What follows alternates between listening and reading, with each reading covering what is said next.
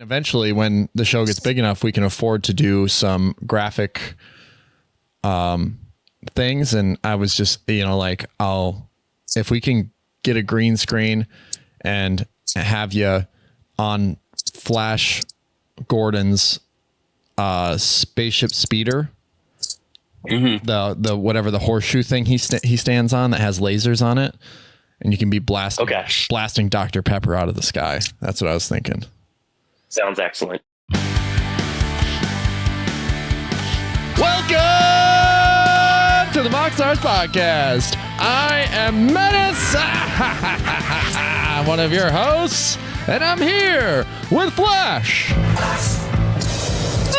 Did you laugh over top of the soundboard just now? Yeah. That's a new wrinkle, I feel like. I was just feeling it. I was like, heard it. Yeah. People need to know I'm a menace. And if it wasn't conveyed, I hope that did it.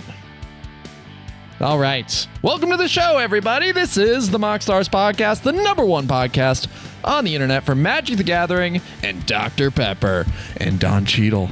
Don't forget the Don. Don's listening, so act right. No messing around, no fooling.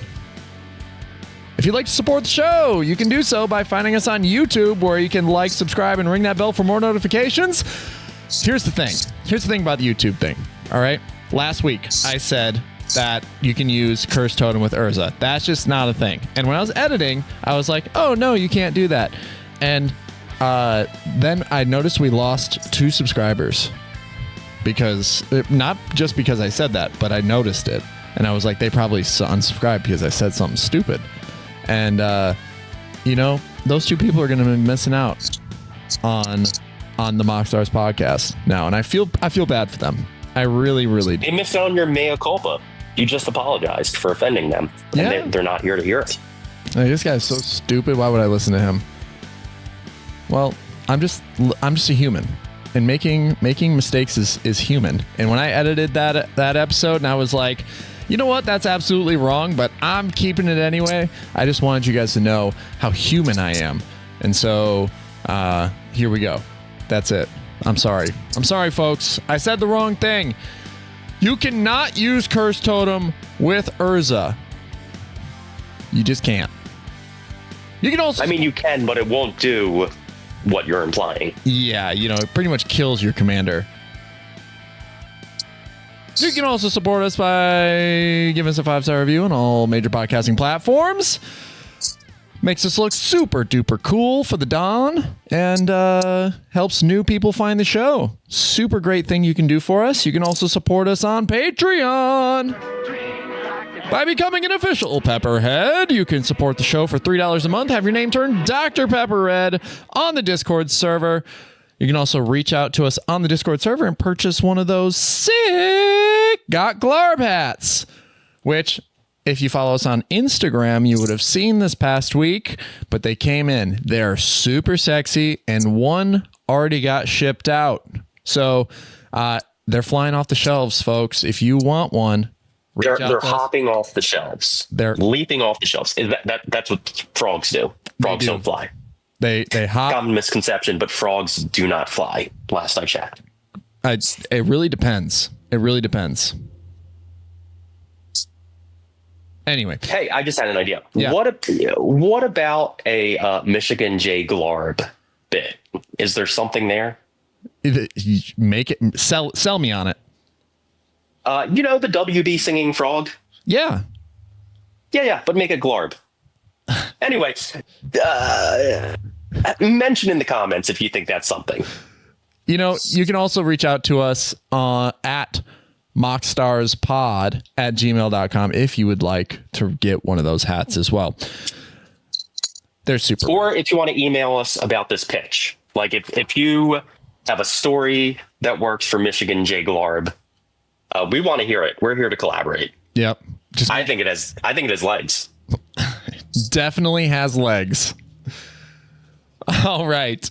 On this week's episode, we've had a lot of spoilers happen. The Final Fantasy spoilers have been nothing but overwhelming.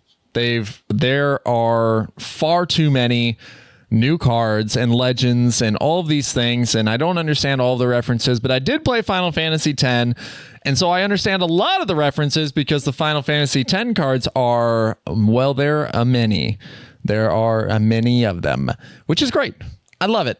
But there's tons of powerful cards that we're going to get into, and then later on in the show, we're going to talk about, well, we're back at it.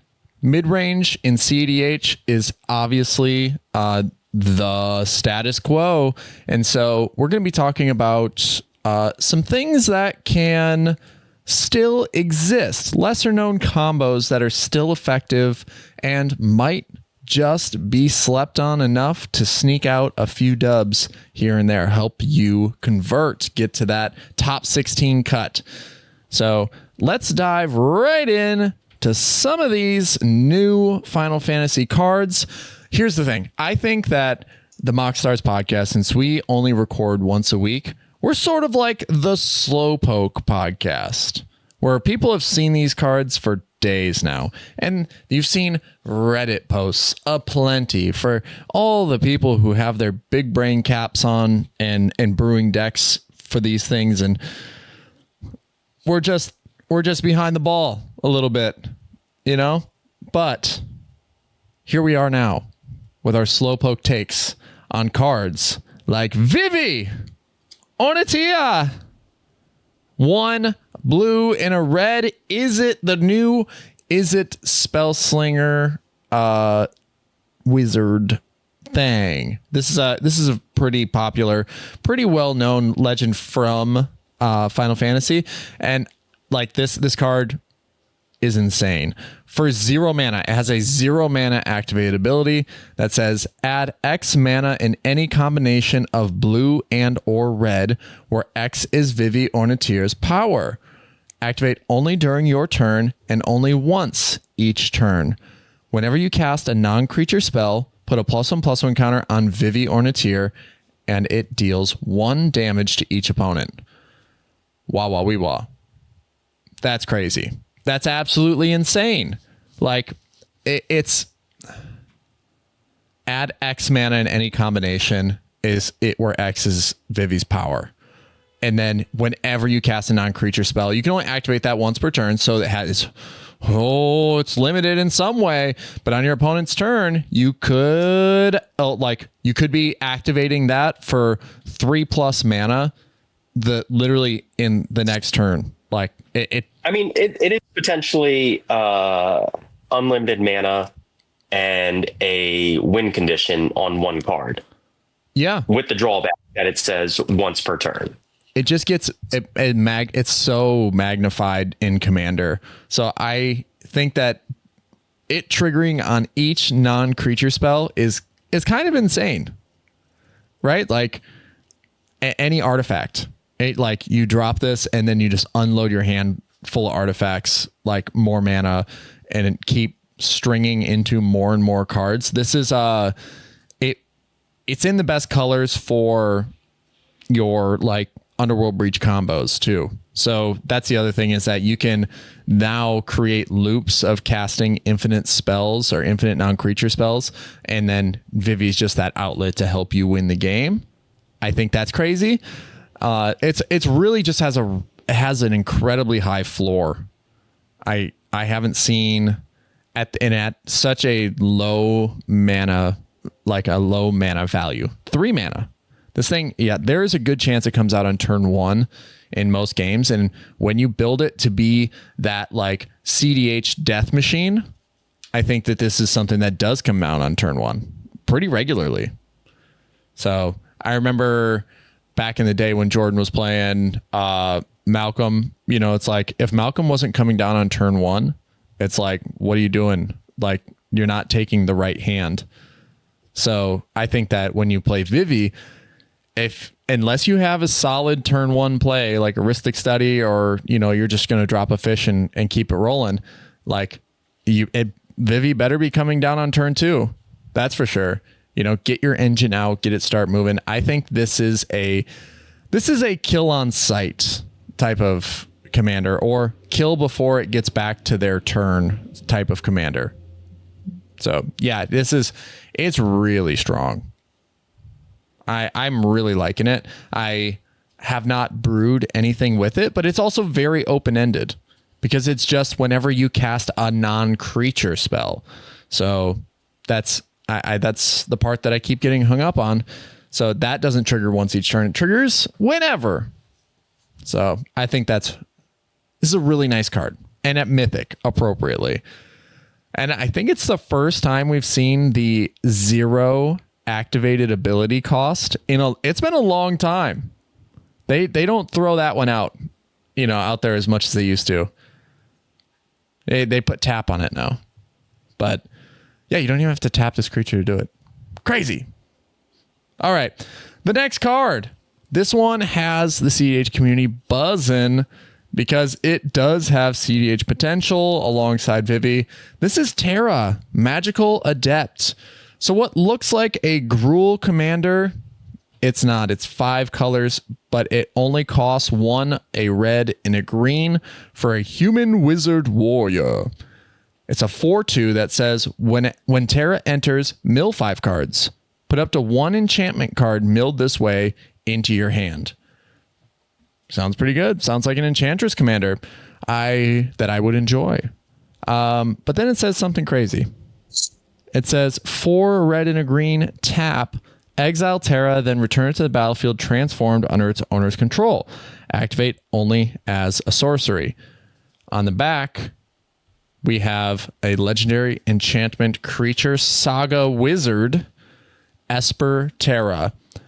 Adds Esper colors to its identity because on its first trigger of Saga, it says create a token that's a copy of a target non-legendary enchantment you control. It gains haste. If it's a Saga, put up to 3 lore counters on it. Sacrifice it at the beginning of your next end step.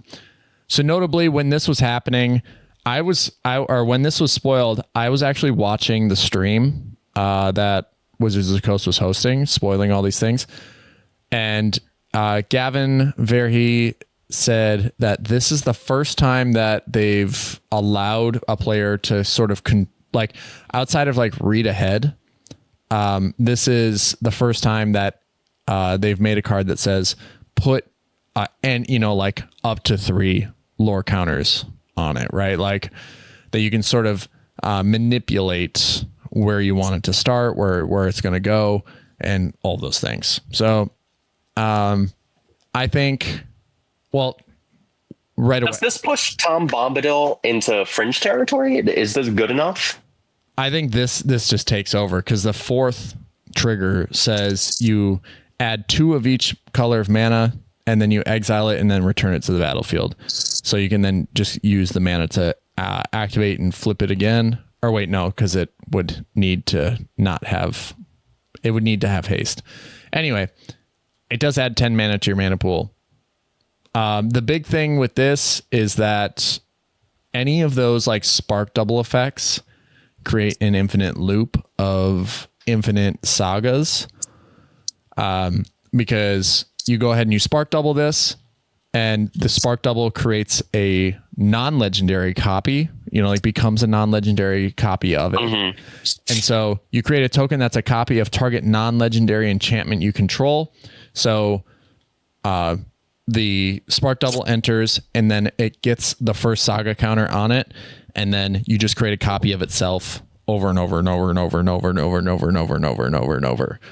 So you create a million 6/6 flyers, and then you have to have a way to win outside of that. So it's an impact. So here's my problem. Spark double is a red card. Blue card. Blue card. Okay. Then I don't have a problem. Yeah. This is I was thinking Splinter Twin. Oh. No, yeah. Splinter Twin can't do it just because Spark double is the correct card in the correct colors for this. Yeah, and now we've had quite a few cards of that type come into the format in the last 2 years. So Spark Double was just the original, right? Where you could create a copy of your commander, have 2 commanders on the field, and that was super sick. That was awesome, right? But then there were other versions of that ability in Doctor Who, and we got a couple sorceries that just create a token copy of target like legendary creature you control, but it's not legendary. So there are a plethora of effects that now allow you to do it. So this deck, what it wants to do is land Terra and then sort of control until you get to 6 mana. And then once you activate, you do still have like a couple turns to get that Spark Double effect to land.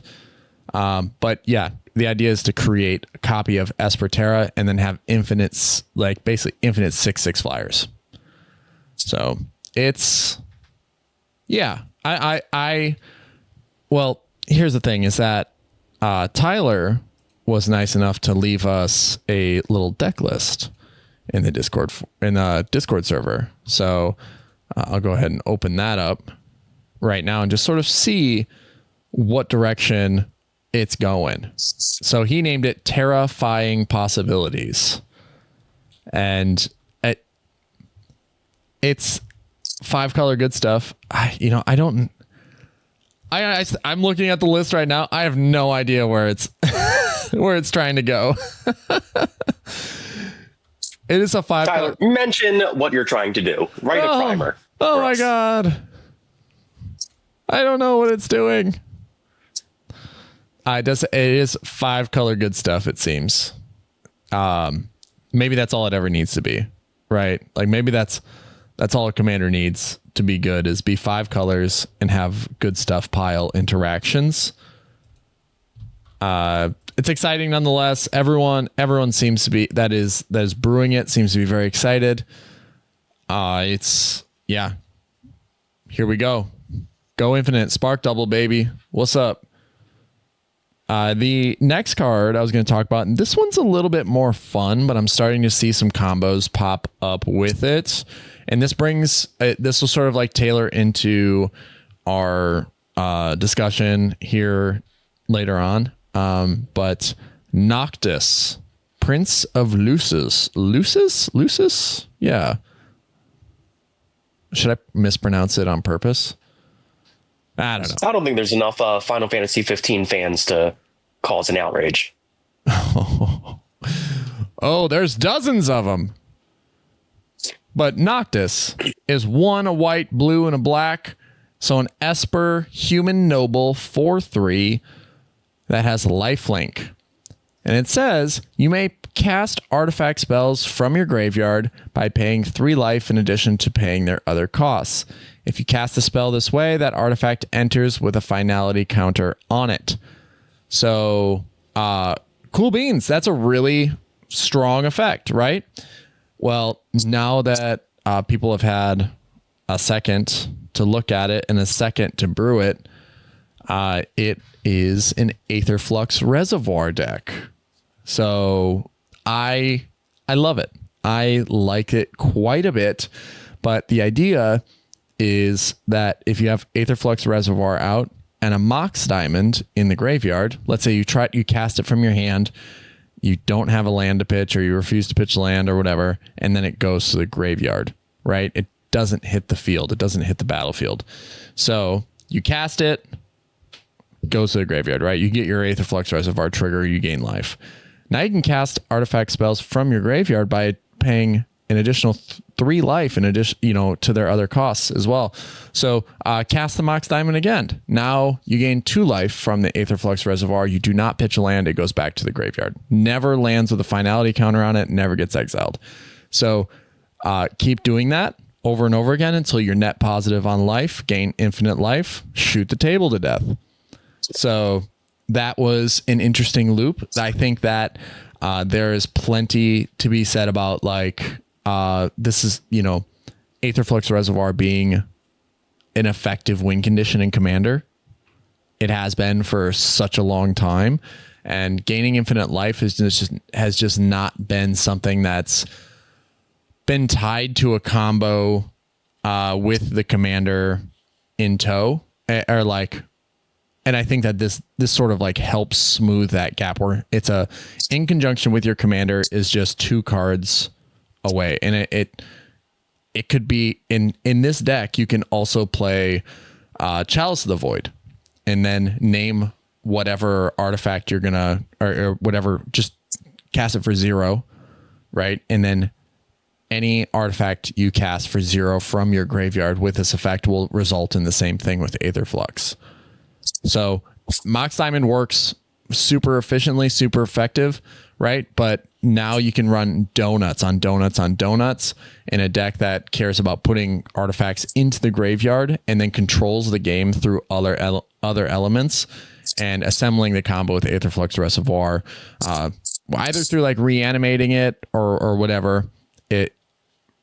I feel like this has legs. This feels very similar to me to like Shalai and Halar, where there are a couple 2-card combos with your commander that this and Aetherflux Reservoir kind of go hand in hand. It doesn't have the same options, but I really do like it. This looks like a lot of fun. How do you feel about it, Flash? The Esper colors speaking to you now that you got a potentially an Aetherflux? That looks like a fun commander. Are there other potential loot besides Aetherflux Reservoir that people are looking at? I think you can go. So for this deck, I think that's where it stops. That's just the most efficient. Exactly. So that's what people have landed on. Yeah, but I think you can tie it in conjunction to other combos. Like you can also use Bolas' Citadel to great effect, and assemble combos that way. Things like Sensei's Divining Top, and then artifact reduction spells and stuff like that to, create those loops. I think that all those possibilities exist within this color pie that could make it an effective little machine here. Yeah. It's pretty cool. You could play Oswald Fiddlebender as well as sort of like an artifact pod, secondary commander. Get into some of your combos a little easier. It's cool. The more I think about it, the more it sort of like opens up and the deck list sort of builds itself once you throw all the good stuff in, like tutors and heuristic studies and all that stuff. The deck pretty much gets filled out with tons of card draw and interaction, and then all of a sudden you're like, oh, my combos are just assembling themselves as I draw in a million cards. So yeah, this one's really cool. I wonder if the Final Fantasy 15 fans will be satisfied.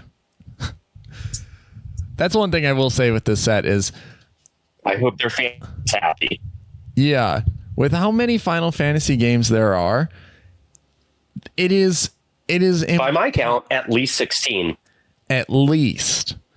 But it is near impossible to satisfy every single fan base that is out there. Like, I don't know many people who've played Final Fantasy 2 or Final Fantasy 3. I think the most well-known is Final Fantasy. I have played 3. Yeah. Like, I have played 3. I never finished 3, but I have played 3. And it's like it was a Super Nintendo game. It's like there aren't many Magic players out there that or at least I don't know, we're realizing that we're getting old. It's happening every day, a little bit more. But then, like Final Fantasy 7 is another game that is incredibly well known. That's getting a lot of characters. And then Final Fantasy 10 getting a ton of which is the one I put the most hours into, probably. Yeah, I think so for me too. I really enjoyed 10. I beat it way, way, way, way, way back in the day. And now here's the thing. I beat it way back in the day, had no idea that Ultimate Weapons existed. I decided to pick it up last year and I played all the way up, and I don't know why I wasn't as smart as I was when I was a kid, but I just boxed myself into this corner, and now I'm right before the Sin fight and I get wiped every time. Every time I enter the fight, I get wiped right away. I have no idea what I'm doing. I'm just you just get dumber when you get older. That's what happens. But I wish I'd gone and dodged lightning 200 times in a row out in the lightning field to get an ultimate weapon for Waka.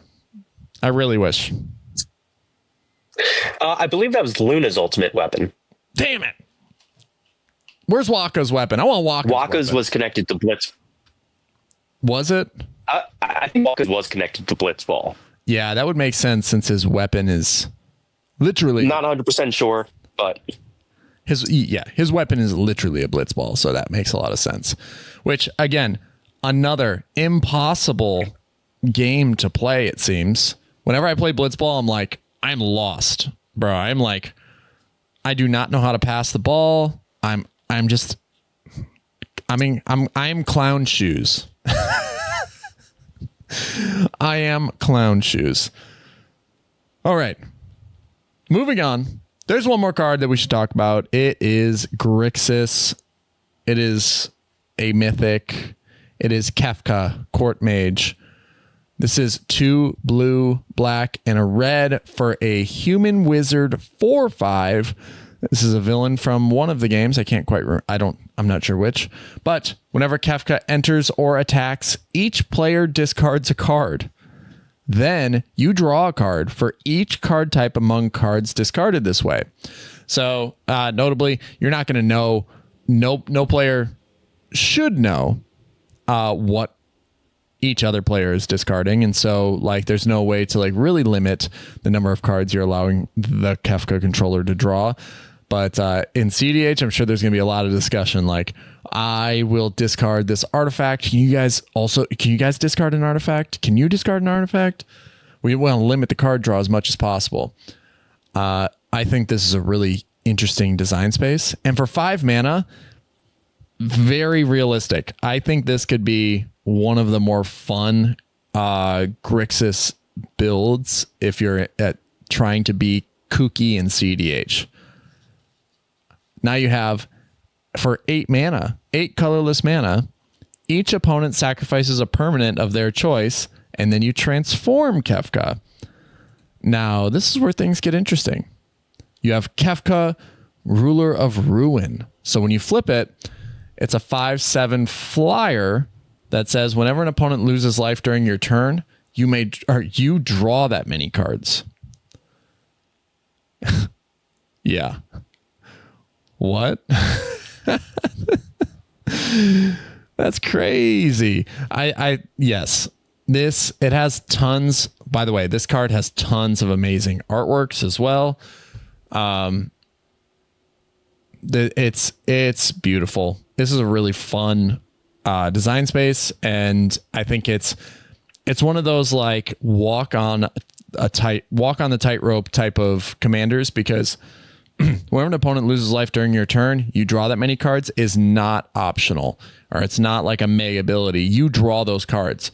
And so going for Thassa's Oracle, not really an option, just due to how easy it is to maybe like, I don't know, tap a City of Brass, or I don't know, tap a Mana Confluence and force the draw. So yeah, really cool design space. I think Kefka is a very interesting commander that I would be excited to see at cEDH tables. Deny your opponent's resources, generate tons of card draw, maybe never even transform it. Maybe just never transform it and just keep flickering it or keep attacking with it, and then just keep forcing tons of discard and drawing a ton of cards off of it. It's going to replace itself it's going to replace the discard that you make at the very least. So even if everyone discards a land, it replaces your discard. I think it's really cool. All right. It is design space worth exploring. Yeah. Yeah, absolutely. I think we were talking before the pod thing that this set seems really pushed, but pushed in interesting ways. Yeah. I mean, fundamentally, I still don't quite agree with where we're at with Magic as a product. Like, I'm not a big fan of like dropping Final Fantasy, dropping Spider-Man into standard, which is, been exclusively reserved for Magic IPs in the past. And now we're looking at Final Fantasy being a part of being on equal footing with Chandra, being on equal footing with, the characters from Magic's lore that we love, and whether they're new characters. I don't know. For me, kind of, I feel kind of like it's on par with Lord of the Rings, where it's just like, this is an IP that does make sense, at least. This one, like, you can give it that much. Yes, I will say this does translate well. Like over, like out of all of the like sets and set releases and stuff like that, the Universes Beyond cards that translate really well. There are, yes, the Lord of the Rings one, that was masterclass. Beautiful work. Nice work, Wizards of the Coast. And then I will say that the Street Fighter Secret Lair, those cards were masterfully designed. They fit the characters and they weren't overpowered. They were really fun, unique design space. Even Deadpool. Deadpool's making waves right now as a card in cEDH and cEDH builds, and then also just as it's just a really fun design space that doesn't break anything. That is pretty unique and cool. Another really well designed card.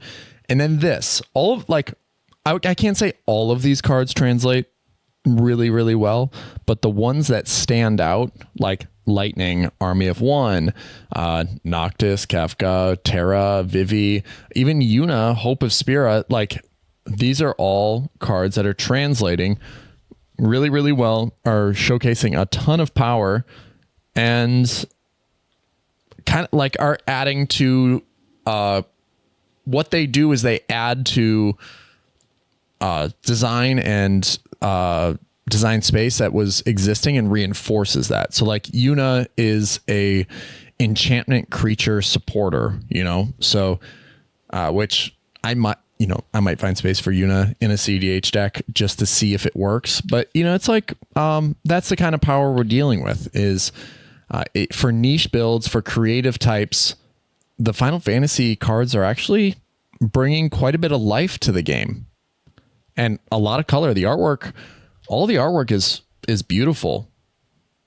So, yeah, I can't really say outside of just sort of being disappointed that they weren't able to create enough interest in their own IP that they had to reach out and bring others in. Like that. Everything else is well designed. That the Magic card format, turning things into Magic cards, and everything that they're doing is turning out to be a successful venture. Things are translating fine. They're even making a Chocobo tribal, like kindred bird deck.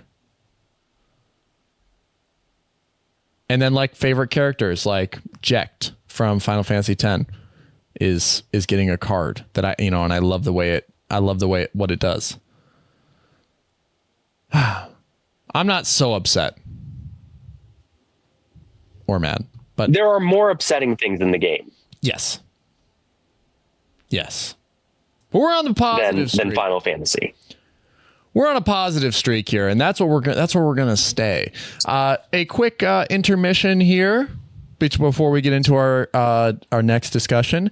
But I was at Grocery Outlet this week, and you would never believe what I saw. I was checking out. I was buying some garden ornaments for my cat's patio experience. And I was at the checkout, and on the shelf was Jack Link's Dr. Pepper beef jerky. So I had to get some. I had to buy it. And so on the show today, I'm going to pop it open. We're going to give this baby a shot. Flash, have you seen this product on the shelves yet? I haven't, although I feel that I knew in my soul it exists. It seems like a good pairing. It's not the worst pairing in the world. I'll tell you that right now. It definitely, so Here's the thing. We've been reviewing Dr. Pepper products on this show for the last few weeks. We got Flash giving us a review of the Dr. Pepper Peeps, which were crazy. Those were crazy. Because I tried them too. It's like, like in Willy Wonka, and Violet's chewing on the Thanksgiving dinner bubble gum or whatever. She's like, oh, it's blueberry pie.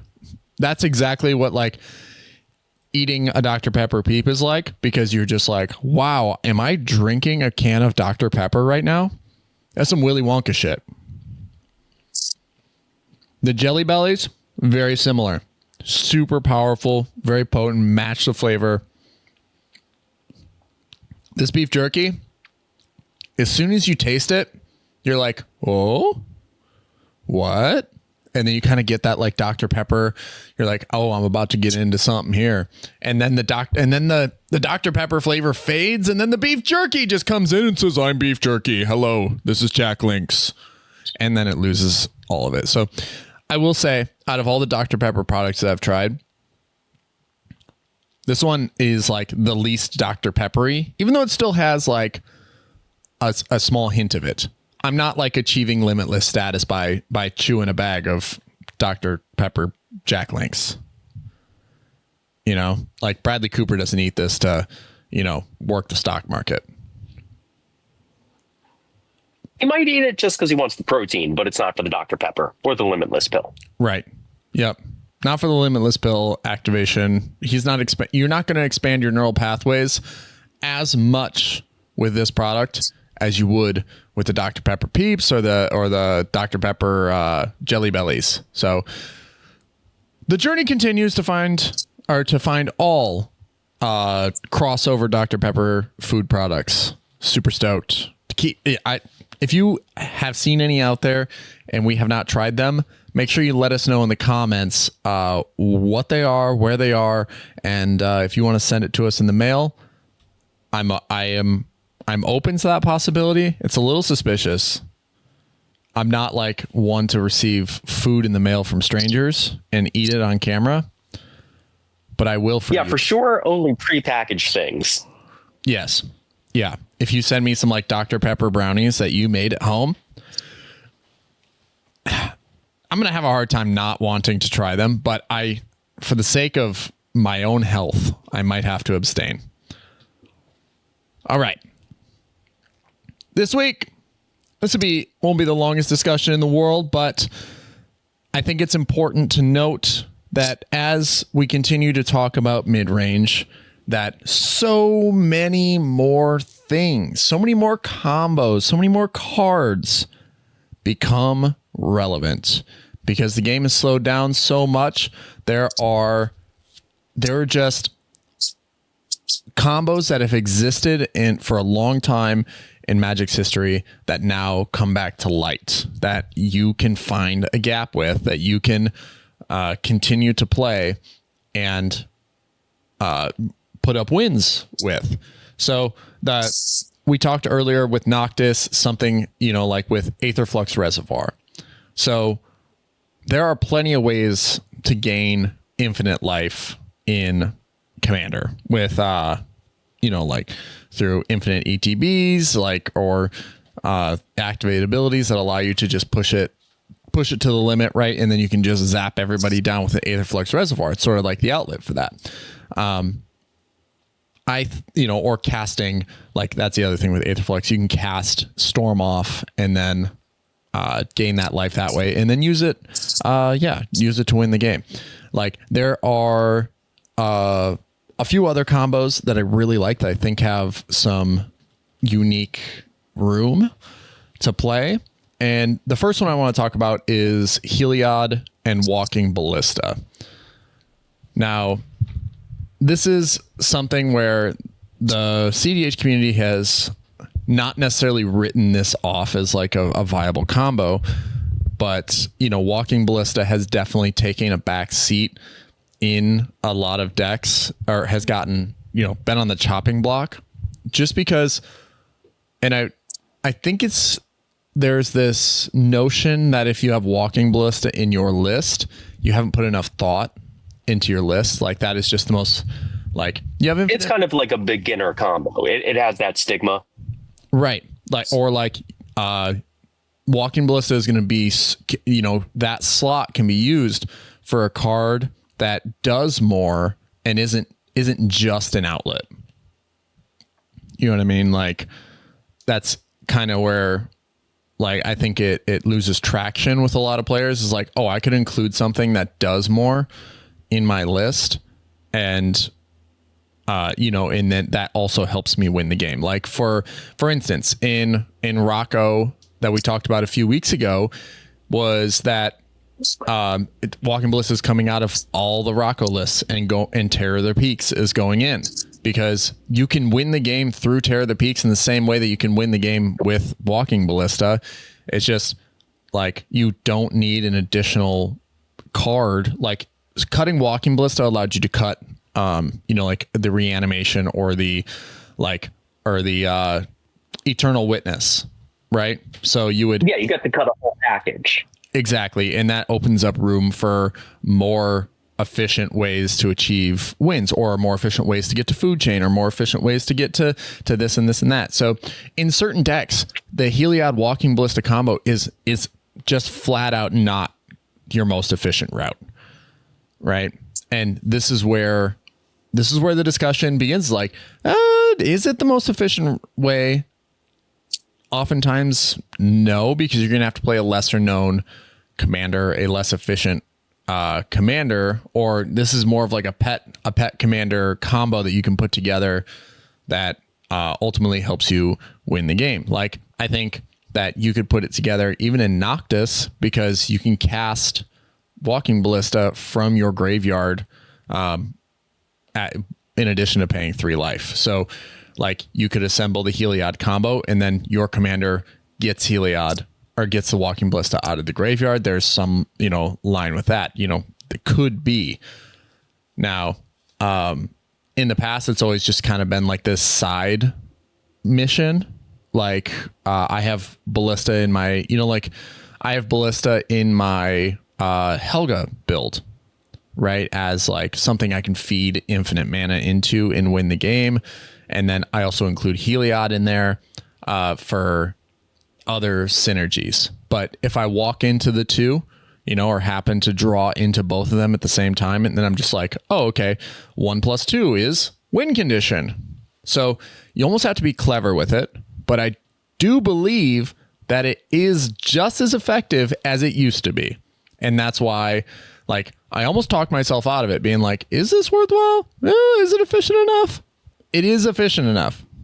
It is absolutely a 2-card combos, relatively efficient, I would say. Right. So I do think that if you are able to have the 2 pieces generate value in an alternate way, like generate value in addition outside of what they normally do together, then it becomes a viable combo. And in mid-range, you're going to have the time to set that up or to generate card draw enough to give yourself a higher percentage chance of running into combos like that. Now, Food Chain is another, I think, combo line that is sort of fallen out of favor. Like, and it hasn't gotten less efficient. If anything, we've gotten a little bit because of the dockside ban. Yeah, you know, or like it, yeah, because we've lost access to Dockside and Jeweled Lotus, like the number 1 Food Chain deck out there in Rocco lost a little bit of gas. Now, that means every other deck lost gas and blah, blah, blah, blah, blah. Now we're all adapting, we're all adjusting, and we can all come back and realize that, like, hey, Food Chain still wins games. When, you know, whatever it is you're doing, like Food Chain can still win games through things like Terror of the Peaks, right, so to speak. Hey, a card we were just talking about. Mm-hmm. And the other thing are like there are also like tons of combos. Like I think back in the day, Flash used to run the reality chip with was Sensei's Divining Top combos. Right. Yes, and so then Etherflux Reservoir would ultimately be the outlet a lot of the time, and you have your artifact cost reducers, and yeah. I mean, if anything in today's game, you could use the updated card, the additional injection of power and efficiency that's been put into the game over the last couple of years, just updating that deck and then playing to your outs. I still think that assembling those combos would happen given the right windows, right? You can still run. Oh yeah, no, it was a fun deck to play at the time. It's just kind of boring in a 4-player game, being stuck in mono blue playing hard control. Yeah, because it's just hard control is hard to pull off in Commander. Because do you have enough counter spells for everything? Right. Yeah. Or do you just have to you do have to concede certain strategies, or just be yep, you're good. Know when to stick your finger in, because you're trying to be responsible for 3 other players by playing hard control. But I do think that assembling the combo could still be very effective. Now, there's a deck that even my brother ran back in the day, Joyra, the Weatherlight Captain, the 2 in a red and a blue that whenever you cast a historic spell, draw a card. And there are a lot of combos with that, a lot of donuts, a lot of cost reduction and stuff like that, where these decks haven't gotten worse. We've just been shown so many shiny toys in the past few years, the stream of new cards coming into the format, coming into the game, and all this has just led to us forgetting about some of these combos that already existed back in the day. I would venture, and this will be sort of the topic of, I think shiny new toys is a good way to put it too. Because it's just they're still viable. They never went out the meta because someone figured out a technique that posed it. It was just people just moved on to other stuff that was shinier. Yeah, or someone told you that it was better, or that you should give it a shot. And kudos to everybody. You should. I think that is a great way to help players learn and find what their niche strategy is, what most aligns with who they are as a player. Is to motivate them to continue looking, to continue searching. I was content with Rocco for a minute, and then someone was like, you know what, I think Shalai and Halar is more your speed, and I was like, you know what, I'll give it a shot. And here we are. I'm now a Naya guy that does, and I win games with the deck that most aligns with my style of strategy. So yeah, I think the message that I'm ultimately trying to send is look back. You don't always have to look forward to all these shiny new toys that we're getting in sets like Final Fantasy. They are fun. Don't get me wrong. I am stoked that we get so many shiny new toys Kid at Christmas. I'm not getting 30, but I might get 2.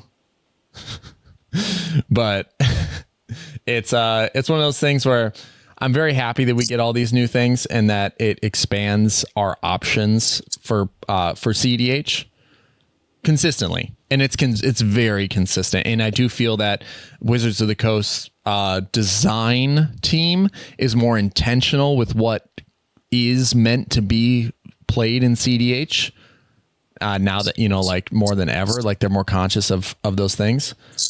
Yeah, I mean, they've had a tendency over the past couple of years where they've been more focused on Commander to do different flavors of prevailing strategy. Yeah. To give uniqueness to a build.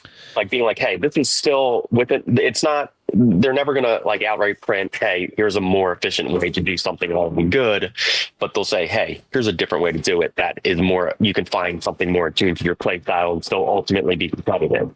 Yeah, like something that says, whenever you deal damage to one or more players, it's like one of those things where it puts a ceiling on it where like it can still function the way it needs to within standard or within pioneer or within modern, whatever. But then it also expands its potential into commander, where things do have to be a little bit more powerful in order to make the cut. And like I said, they're more intentional with the design. They're a little bit more careful with the design, except for last year, the whole Nadu thing. But like, there are tons of old commanders that are proven and still pop up from time to time. Like, it's like, we all know Yuriko went nowhere. Yuriko is still pretty popular, still like gets plenty of reps. Those commanders are still out there. Like they're still there. They're still waiting for you to pick them back up and give them a shot. That's what I implore you to do. This next week, we are going to be talking about one of my favorite old commanders to sort of be hiding. It's sort of hiding in the shadows. It's not a very subtle, like Yuriko. Yeah. Oh, nice. It's not very subtle, but it is very much slept on at the moment, and I do think it can come back. So I have been talking in the Discord server about this a little bit. Not in the Discord server, but on Discord more privately about this. But I'm excited to dive back in and reveal to you all what I've found to be still very successful. Anyway, if there are any old combos, any old cards, any old commanders like that you are still running, that you still believe have merit, that you are like, you cannot be turned away from how efficient they are, but maybe they've been forgotten, make sure you let us know in the comments below, or join the Discord server and make it known which combos you still love and still enjoy that may have lost a little bit of their shine, to newer combos. Flash, any final thoughts on today's discussion? No, I don't think so. Sweet. Well, this has been the MoxStars podcast, the #1 podcast on the internet for Magic the Gathering. Dr. Pepper and Don Cheadle. If you'd like to support the show, you can find us on YouTube, where you can like, subscribe, and ring that bell for more notifications. You can also support us on all major podcasting platforms by leaving us a 5-star review to make us look super duper cool and help new people find the show. You can also support us on Patreon by becoming an official Pepperhead. You can support us on Patreon, have your name turned Dr. Pepper Red on the Discord server. I've got to get shout outs to all of our supporters. I forgot to at the top of the show. We do have our 2-liter supporters at $10 a month. We got Definitely Jeremy, Poolboy Barry, UWP Court, and Aaron Becca. And then we also have the $5 tier, the Cherry Vanilla Pepperhead tiers, Maybe Anthony, KB, Mono Greg, Jacob Hibbard, Tommy Cypher, K Mr. K, and Will Rule. Thank you all for your support by joining either of those tiers. If you join as a Cherry Vanilla Pepperhead, you get 1 entry into each of our bi-weekly giveaways. If you join as a 2-liter supporter, you get 2 entries and double your chances of winning that one of those giveaways, which next week we'll be popping off. We'll be giving away, I'm not quite sure yet, but we'll be giving something of significant value away between $35 and $40. Dr. Pepper Jack Links. $35 worth of Dr. Pepper Jack Links. Let me run to the grocery outlet quick. But yeah, you can support us there on Patreon and get your ROI by winning one of our giveaways. And that's pretty much it. Well, did I almost forget? We have the MoxStars Dr. Pepper Lounge. We also have Reven Lift hanging out, getting those Glarb hats, raking them in. Almost to the 1-year mark. Reven Lift, 1 of 1 bucket hat. I have the design in the works. Just waiting to eclipse that 1-year mark. This is going to be monumental. I think we'll have a Ravenlift special edition episode when that happens. Ooh, okay. Yeah. All right. This has been the MoxStars podcast. Thank you so much for listening. And like I said, if we missed anything, if there are any of your favorite cards from Final Fantasy that we did not talk about that you do want us to talk about, make sure you jump on the YouTube channel and leave us a comment. Thank you so much for listening. This has been, again, the #1 podcast on the internet for Magic the Gathering Dr. Pepper, the MoxStars podcast. And we have tokens. Hey, I got something. Something real quick. Hit me. Hello, my baby. Hello, my darling. Hello, my Surveil 2. Is that a Michigan J. Glar bit? That, as we speak, it is being written. It is a beautiful, it is a beautiful bit for the Michigan J. Glarb. Jeez. Thank you for that. All right, now I'm done. Now we're out. All right, peace. Bye.